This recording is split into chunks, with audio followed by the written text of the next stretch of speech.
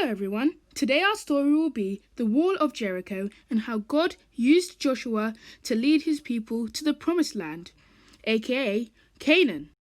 So, it had been 40 years since Israel had been freed from Egypt to go to the Promised Land.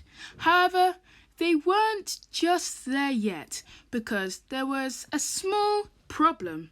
You see, there were already people living in Canaan, and they had heard how God had split the Red Sea for all the Israelites to walk right through it, and how God had sent manna all the way from heaven just to feed the Israelites.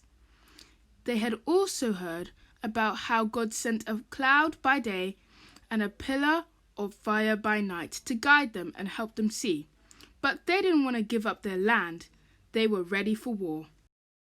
God had put a man called Joshua in charge of all the people of Israel, and he was leading them to the Promised Land, but all the people of Israel were scared of the people of Jericho.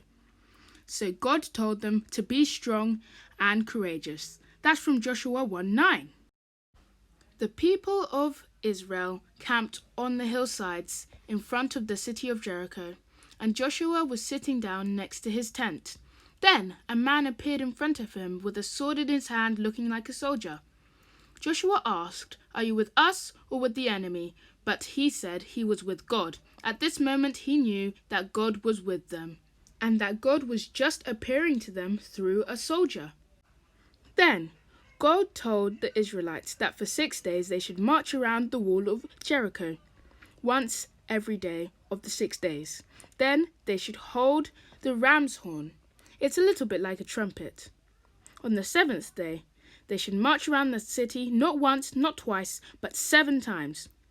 They should blow the ram's horn, and they should shout as loud as they can, and make as much noise as they possibly could.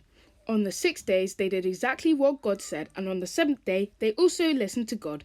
They marched around the place 7 times, blowing their ram's horns and making as much noise as they could, screaming and shouting.